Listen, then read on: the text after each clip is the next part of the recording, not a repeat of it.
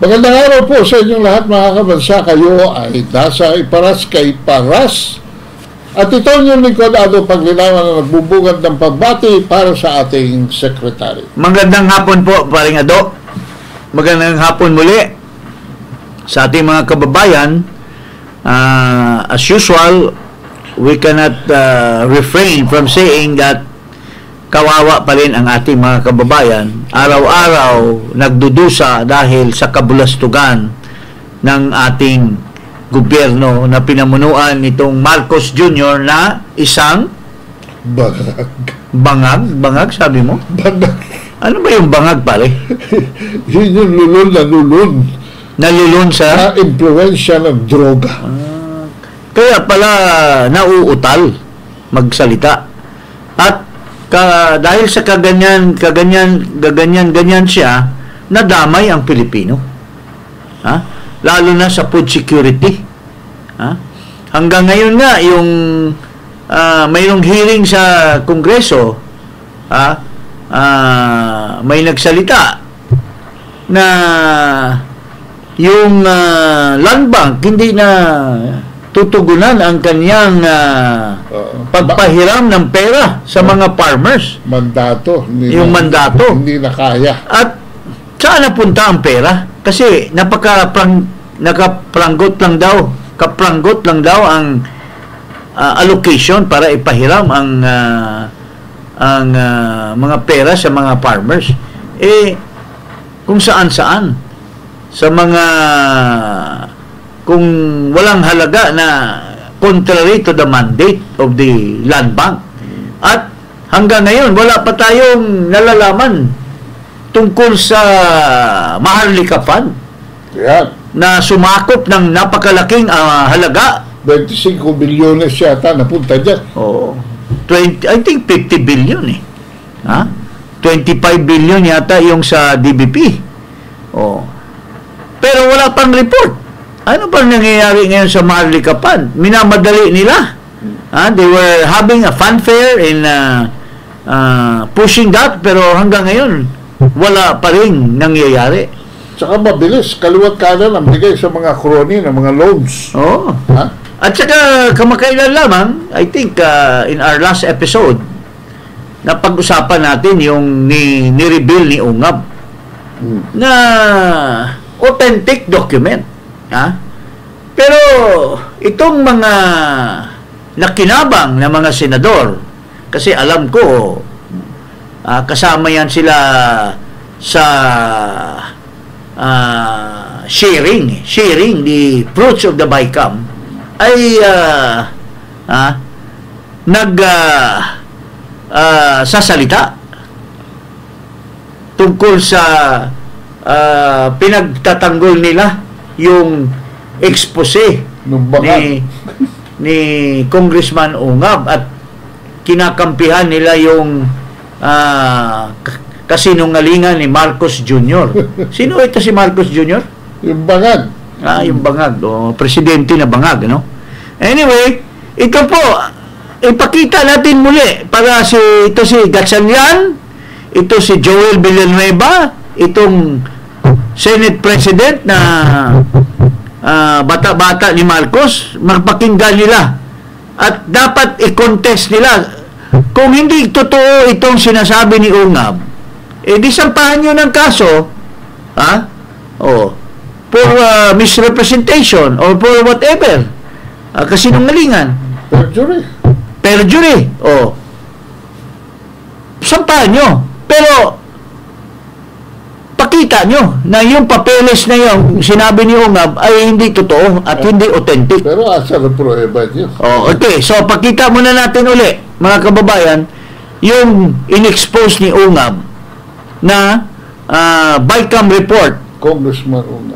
Ni Congressman Ungab, yung BICAM report na pirmado na ng mga senador, pirmado na ng mga congressmen, at wala pong hindi po kumpleto, may mga blanco. Ito po, pakinggan natin si si Congressman Ungab. Kung isa-isahin natin, I think 13 pages pa yung nakita ko na blanco at saka pati na yun sa unprogrammed appropriations. At saka may nakita rin akong observation sa page SP11 of the BICAM report. It says that the Agricultural and Fisheries Modernization Program of 146,937,000. Klaro yun sa BICAM report. However, pagdating sa GAA, General Appropriations Act, ang lumabas na figure is only 126,728,221,000. Ang ibig sabihin, merong discrepancy. So, paano nagka-discrepancy? So, with all these findings, makikita natin na defective yung BICAM report. At bakit pinirmahan ng members? So, the House and the Senate ratified defective BICAM report. In other words, apektado yung ating GAA. Very clear po. Pero itong mga sinungaling na mga senador, trying to cover up, ginugulo yung issue. They are talking about something which is nonsense. So, ito, pakinggan natin itong Gatchalian. Kaibigan ko ito si Gatchalian. Anong pinagdadaldal nito? Na hindi daw blanco. Bakit? Nabasa mo ba? O ngayon ka na lang nagdidepensa, pero noong pirmahan doon sa floor, hindi mo pa nabasa, pumirma ka, pikit mata. Pakinggan natin to si Gatchalian. So pinipirmahan namin yung front page, pero rini-review ng mga staff lahat ng mga annexes, lahat ng mga attachments, at of course rini-review rin yan ng chairman bago pina-finalize. So yan ang pagkaalam ko sa proseso natin. Tingnan mo itong kumag na to. I mean, with due respect, magkaibigan kami nito, pero pabalang-balang naman yung sinasabi mo. Why would you sign the front page? Pala kang pumirma ng blank check na wala pang amount. Pwede ba yun? Tapos pinapa-review mo sa staff mo. So, nakita mo ba yung pirma niya? May pirma siya may pirma siya. May pirma siya. Nakita mo rin yung mga dito blanco. pa lang sa sinasabi mo, Sherwin, paring Sherwin, with due respect, why would you sign a document even if the front page when you have not even seen the whole complete document? Tapos papa-review mo sa team mo. Siyempre yung team mo, nakita na yung pirma mo, they will just ignore whatever they have seen it kasi you have already placed an imprimatur. Tama ba yan? Isang senador katulad mo na magpipirma o blanco pa? Ikaw na mismo, you have admitted that you have signed it, pero pinapa-review mo sa hindi ba ang before signing? Di ba ang responsible person na may utak at matalino, kumplituhin mo na ang review bago ka pipirma ng buong dokumento. You yourself has admitted, tapos ipapalabas mo sa media na pumirma na walang blanco. Paano mo nalalaman na walang blanco? Pumirma ka na nga na hindi mo pa napa-review sa mga staff mo. So, ibig mo sabihin, hindi mo binasa yung dokumento. Pwede ba yan? That's the most important act of Congress, yung to prepare the budget. So, as a responsible senator, you should have read every page of it. Then, when you are satisfied, hindi mo ipaubaya sa staff mo yan, pare. You have to read every page of the BICAM report. Tapos, Pag kumpleto, walang blanco, saka ka pipirma. Pero ang nangyari dito, pinirmahan mo na bago mo pinareview. Are you a responsible senator, sir? Tagtatanong lang po kami, mga ordinary people. And yet you appear as if you have done your homework and you are defending you are correct. the statement of Marcos Bangag, ha? Kasi yung kapatid mo ay henchman ni Marcos sa DSWD, kaya siyempre persado ka na ididepensa yung mga kasinungalingan ni Marcos. Paano yan masasalungat yun? Ito naman ang isa. Ito, kaibigan ko rin ito eh. Ito, mainit ako dito eh. Itong Joel Villanueva I'll explain to you why. si Tess naman. Ito, pakinggan natin naman kung ano namang alibay nito. I've never heard of any blank BICAM report. Una, no, I never heard of anything like that. And number two, yun nga, it's kind of weird every time I hear people talking about the constitutionality of such committee report, because when you question the constitutionality of a measure, it's the law itself, hindi yung report. Yung kukwestiyonin mo yung law, yung batas na ipinasa ng both houses. Posible na may blankong items? Hindi ko nakita whatsoever. No? Wala akong sa gana ng aking pagkakaalam, wala akong nakita. Lalo na when we were signing it, I was concerned of the Senate reports. As I mentioned earlier, there are about 235,000 items. So, may mga lump sum pa rin para sa akin. Since time immemorial, I've been calling to break it down para mas makita natin.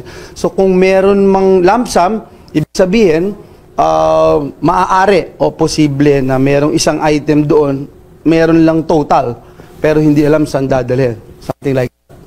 It's a possibility. I'm not saying it's true, but it's a possibility. Na may lump sum doon na wala pang paglalagyan. Yun ang isang possibility. The more he talks, the more he reveals his ignorance and ito, kasama ko rin to sa Kongreso Convicts himself. Ito yung isa sa mga nakausap ko na pumayag sana na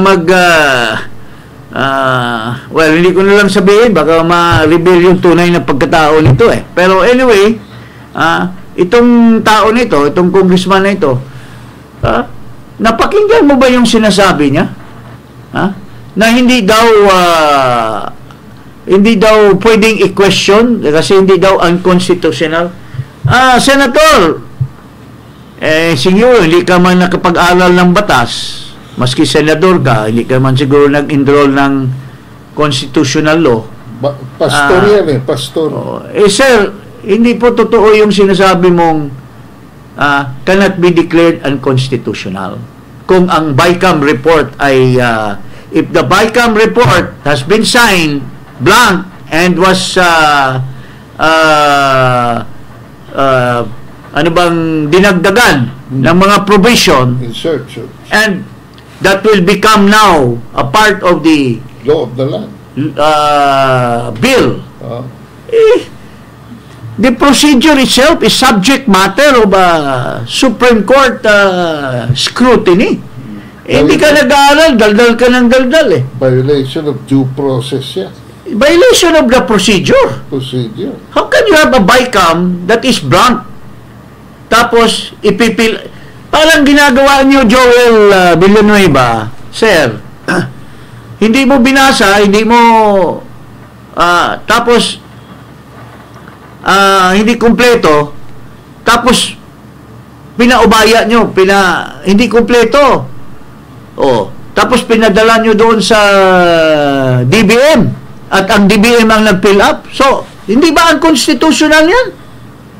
Saan ka nakakuha ng batas na dapat kompleto yan. The budget is the final. Pero to go into the final, there are procedures to be followed. If the procedures are defective, infirm, the whole budget process is Defective. invalid. Invalid. Anak ng tinapay. Ano ba to?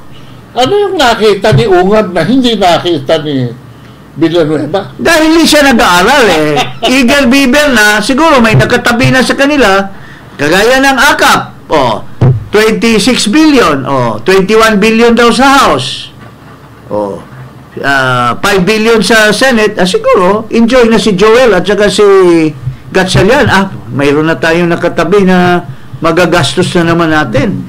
Hindi ko alam kung re-electionist ba ito o tapos na ang term at hindi natin alam that may pangangailangan sila ng alam mo na. Ano yung nakita natin mga blanco na hindi nakita ni Ngayon, nagdadaldal kayo dalawa ni Gatchalian,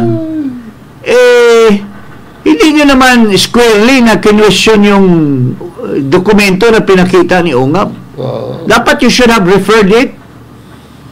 You should have referred to the documents that Ungab has presented. Umiwas kayo. And you should have questioned Ungab. Na Ungab, hindi naman yan authentic yung ano mo.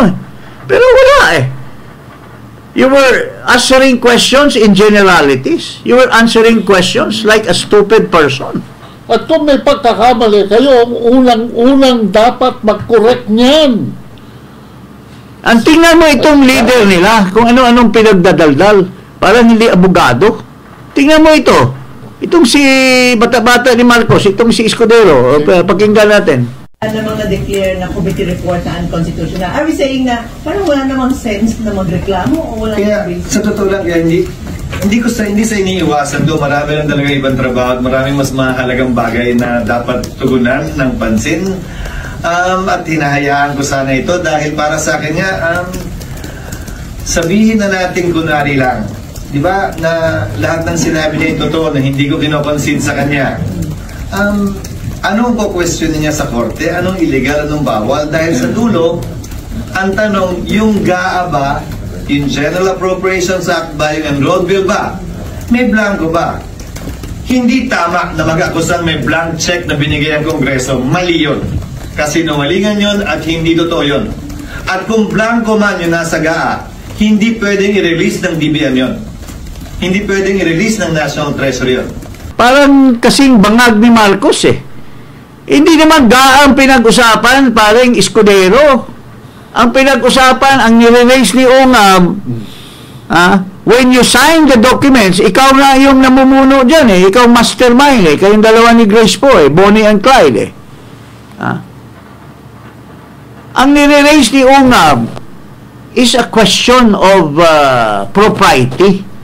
Pwede ba na nag-approve kayo at nag-ratify ng isang dokumento which is purportedly the BICAM report, which you have already completed and decided na ito na yung magiging basis for the signing of the president? Itong BICAM report, blanco. We're not talking of the GAA. We're talking of the BICAM report. The penultimate document. Na magiging basihan doon. Now, if there was breach of procedure, hindi mo pwedeng erase yung procedural defect or invalidity of the BICAM report. You cannot raise it in the Supreme Court. We cannot file charges against you for falsifying documents. That's falsification Ikaw ang Senate President and you allowed the BICAM report to be passed in the plenary without giving copies to the senators of the final BICAM report. Ito, si Amy Marcos, kini-question kayo. Sumulat siya sa inyo. Hindi nyo binigyan siya ng kopya. And yet, you failed to give her a copy of the final BICAM report. You proceeded with the ratification without giving copies to the senators for their final review. And marami pong hindi pumirma. Nakakahiya ka. In the past, the Senate President is able to have all the members of the Senate sign the BICAM report. Pero dito, maraming hindi pumirma dahil sa kabulastugan na ginagawa nyo ni Grace Poe. Yun po ang totoo. O, pakinggan natin si Amy Marcos. Ito yung totoo. Sino ba nagsasabi ng totoo sa inyo ngayon?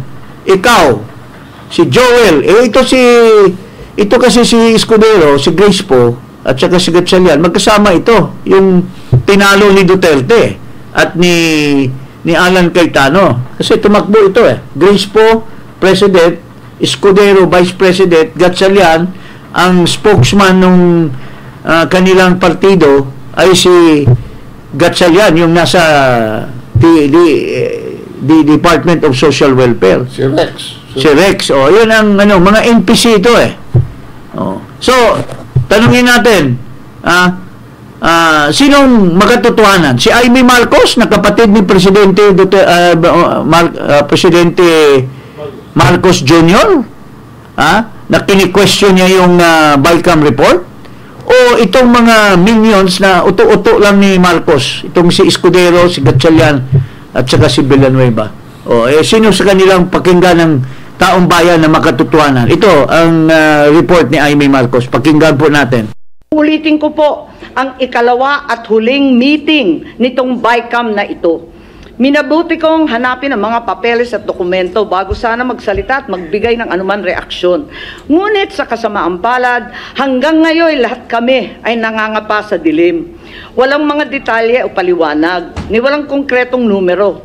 Ang tanging hawak ko ay ilang datos ng DSWD na tila nilapastangan, sabay ang PhilHealth, sabay na rin ang DepEd. Kaya't sa kabila ng pagnanais kong makisama, hindi ako pumipirma sa kahit anong papel hinggil sa BICAM report na yan.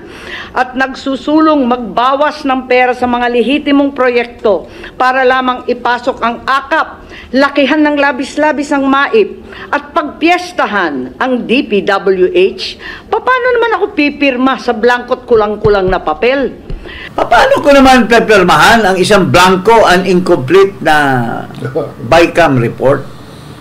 Pero in spite of that, Bonnie and Clyde, Escudero and Grace Poe, na siguro naayos na or naayos na siguro sila kasi pinatuloy ang session. Sabi nga ni Amy, hindi nga niya alam kung may nag-attend pa doon sa session or may quorum pa sila.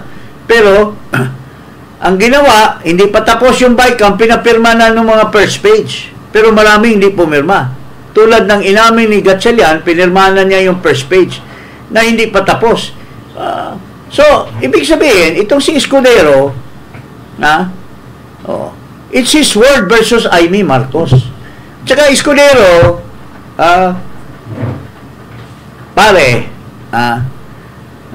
wag kang magmamarunong na abogado na hindi pwedeng sampahan ng kaso to question the legality of the General Appropriations Bill or GAB, na ang proseso ay mired with illegality, tulad ng pinaubaya nyo sa clerk or pinaubaya nyo sa DBM secretary and her minions na mag-fill up. You made the BICAM report certain provisions as blank amount, tulad nga nung sinabi ni Congressman Ungab, mayroon doon sa agriculture and ano bang yun? Agrarian. Ang amount ay 142. Tapos BICAM report yan. Pagdating sa yung actual and final version of the law na pinirma ni Marcos, maliit nabawasan Sino nagbawas? Kung saan walang... Tapos na yung BICAM, that's the ultimate Pwede pa bang tapos na ng BICAM na ratify niya? Tapos pagdating sa actual, mababawasan yung amount? Kung saan walang blanco. Dapat nga, kung responsible na tao ka, Escudero, dapat inimbestigahan mo yan, paano nangyari. Sino ang mga clerk ng bicameral conference or ang ang Department of Budget and Management ba ay understaffed, were the ones who filled up the blank. Ano nag-conspire dyan? You are not, nililihis mo eh. Ha? You are talking about the General Appropriations Bill. But UNGAB is talking about the bicameral conference report. Sa General Appropriations Bill, walang blanco. Walang blanco dahil dinoktor na. Dinoktor na. Pero dito BICAM, which is really the law itself, which is the really final work of Congress, and ratified by each member, each member of each Congress, pinadala doon. Pero sabi ni UNGAB, yung pinadala nyo, may blanco. Pwedeng in transit, after you have ratified, dinadala ng kailan pa? Committee on Appropriations ng Senate, Committee on Appropriations ng House, kung sino mga staff, silang nag-fill up doon. But if that is not true, then it's the DBM that filled it up. That's why, totoo na the General Appropriations Bill, when it became a law, kompleto na. Pero the irregularity, the invalidity, was the transitory. The transit between the ratification of the Senate and the final version that went into the final bill. The GAD. Para sa akin, Secretary, pinaka-importante talaga dyan yung bicameral. Busy daw siya. Sabi nitong ek-ek na ito, hindi ko masyadong kasi busy. I have more important. Can there be more important piece of legislation than the budget? Ini-small mo yung budget, dyan manggagaling yung sweldo mo, dyan manggagaling yung pork barrel nyo. Tapos sasabihin, I was so busy, hindi ko napansin. My goodness. And they are anong klaseng Senate President ka? They are supposed to be the representatives of the people in two houses. Dapat nga, ma-abolish na talaga yung Senado Dapat tama si Martin Romualdez nung. Kaya lang, siyempre, mali lang yung procedure. Dapat nga talaga, tinuloy nila yung PI. PI para mawala na kayo. Wala na yung Senado. May Bonnie and Clyde pa pala dyan. May Bonnie and Clyde pa. Hinak ng wedding talaga pa. Wala na talaga yung consciousness of the representative form of government. Tapos, ang mananalo pa, puro artista. Wala na. Puro bangko, mananalo. Puro magkapatid, mag-ina, mag-ama. Ano pa klaseng Senado yan? So, yun lang po mga kababayan. Ang challenge ko dito sa mga senador na ito, itong mga nagdadadakdak ngayon, why don't you file a case against UNGAB for misrepresentation? Kung maprubahan nyo na yung pinakita niyang final document which represents the bicameral conference report signed by many members, by majority members of the BICAM, is not authentic. Di sampahan nyo si UNGAB ng kaso. Kasi sabihin nyo, ginugulo ni UNGAB He has lied, fake news. I challenge you. That Duterte is lying. Instead of ililihis nyo yung issue. Hanggang ngayon, wala pa silang explanation that is acceptable to even hindi nga, a layman. Inano nila, pina-strengthen nila yung mali na dinadaldal ni Marcos. Sino to si Marcos? Marcos Bangag. Na lying daw si Duterte. Is lying. Paano naging lying? Duterte was not talking of the General Appropriations Bill.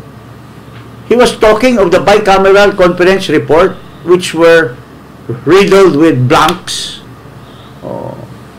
Yun ang difference. Tapos Escudero was talking of the General Appropriations Bill. Bill. Hindi pa pinirmahan eh. When it was signed by Marcos, it becomes a General Appropriations Act. Bill pa yon kasi dinuktor pa nila eh. Nung pinirmahan ni Marcos na kagigising lang niya, pumirma na siya, sasabihin niya, how can we, these are 4,000 pages. How can we scrutinize every... Marcos, with due respect, Mr. Marcos, Marcos? Bangag. Marcos Bangag. Maski 5,000 pa yan. Maski 5,000 pages pa yan, responsibility mo yan na isa-isahin mo yan. Isang wave lang yun. Isa-isahin mo yan kasi obligasyon mo yan bilang head of the executive department. You know, if you understand the separation of power, there is no government function. The Congress is the one that legislate on the budget. Ikaw ang magpirma pagka natapos na nila yung trabaho. Pero bago mo pirmahan, i-review mo isa-isa yan. So, obligasyon mo yan, tingnan yung bawat page, which Duterte has done in the past. Magkagulo-gulo na tayo. Itong si Ungab, chairman ng appropriation. Dalawang beses. So he knows what he's talking about. Yes. Compared to this Gatchalian and puro generalities yung dinadaldal. Baka mayroon pang iba dyan mga senador na biglang susulpot at hindi pinag-iisipan yung sinasabi nila. So yun lang po. I mean, kami nating personal, puro ko kaibigan kayo lahat. Pero we are just representing the good people of this country na nagsasabi sa amin na, sir, i-represent mo kami sa mga mag-question dyan sa kabulastugan ni Escudero, ng mga senador, ng mga congressmen. Yun po ang trabaho namin bilang I have served the government for 35 years. I have retired from it, but I cannot turn my back on the continuing disturbance, the continuing kabulastugan ng gobyerno. Because even if I have retired, I left the government after President Duterte has retired from government or has ended his term. I also return to the private sector, but you cannot detach yourself because every day you see people suffering. Every day you see people talking about corruption. So how can we and you see lawmakers defy our obligation as a citizen of this country? Kaya nga po nandito po kami. And we are ready. Kung pakulong nyo kami for whatever we said, we are ready to face that. Kasi po, hindi kami pwedeng basta-basta lang sasara yung mga mata namin sa nakikita namin kabulastugan ng gobyerno. Yan lang po ang masasabi ko ngayong hapon na ito. Huwag kalimutan mag-subscribe dito sa Iparas kay Paras at i-click ang notification bell. Kayo po ay nasa Iparas kay Paras.